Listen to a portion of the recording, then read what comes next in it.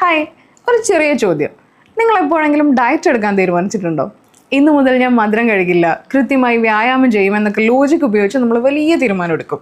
പക്ഷേ രാത്രി ഒരു ഗുലാബ് ജാമുനോ അല്ലെങ്കിൽ ഒരു ചോക്ലേറ്റോ കണ്ടാൽ ആ തീരുമാനം അപ്പം തന്നെ ക്യാൻസൽ ആകും.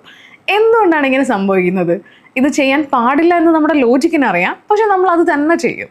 നമ്മുടെ മനസ്സിൻ്റെ കോൺഫ്ലിക്റ്റ് മനസ്സിലാക്കാൻ നമുക്ക് the elephant and the rider എന്ന കോൺസെപ്റ്റ് ഒന്ന് നോക്കാം. ഒരു വലിയ ആനയെ സങ്കല്പിക്കുക. അതിൻ്റെ പുറത്തൊരു ചെറിയ പാപ്പാൻ ഇരിക്കുന്നു. ഇവിടെയാണ് സൈക്കോളജി ഇരിക്കുന്നത്. ദ റൈഡർ അഥവാ പാപ്പാൻ, ഇതാണ് നമ്മുടെ ലോജിക്കൽ ബ്രെയിൻ. കാര്യങ്ങൾ വിശകലനം ചെയ്യാനും ഭാവി പ്ലാൻ ചെയ്യാനും ഒക്കെ ഇവൻ മിടുക്കനാണ്.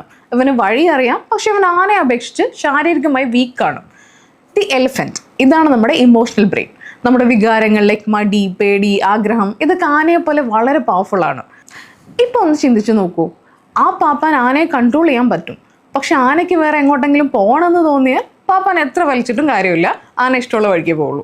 ഇത് തന്നെയാണ് നമ്മുടെ തലച്ചോറിലും സംഭവിക്കുന്നത്. ലോജിക് ഒരു പാപ്പാൻ പറയും വേണ്ട, പക്ഷേ ഇമോഷണൽ ബ്രെയിൻ പറയും വേണം.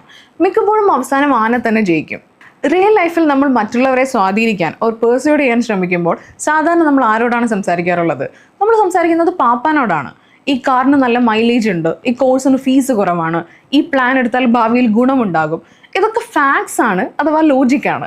പക്ഷെ തീരുമാനമെടുക്കുന്നത് ആന ഒരു ഇമോഷനാണ്. ഒരാൾ വില കൂടി ഒരു ഐഫോൺ വാങ്ങുന്നത് അതിൻ്റെ ഫീച്ചർ കൊണ്ട് മാത്രമല്ല, അത് കയ്യിൽ പിടിച്ചാൽ കിട്ടുന്നൊരു സ്റ്റേറ്റസ് ഇല്ലേ, ആ ഫീൽ, അതാണ് ആനയെ ആകർഷിക്കുന്നത്.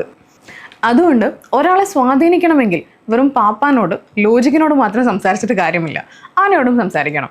അടുത്ത പ്രാവശ്യം നിങ്ങൾ ഒരാളോട് ഒരു കാര്യം സാധിച്ചു കിട്ടാൻ സംസാരിക്കുമ്പോൾ വെറും ലോജിക്കൽ കാരണങ്ങൾ മാത്രം നിർത്തരുത്, അവരുടെ ഇമോഷനുമായി കണക്ട് ചെയ്യുക.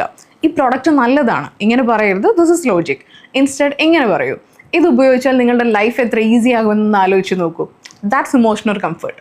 ഓർക്കുക, പാപ്പാന് വഴി അറിയാം, പക്ഷെ ആനയാണ് നടക്കുന്നത്. Consider it mood.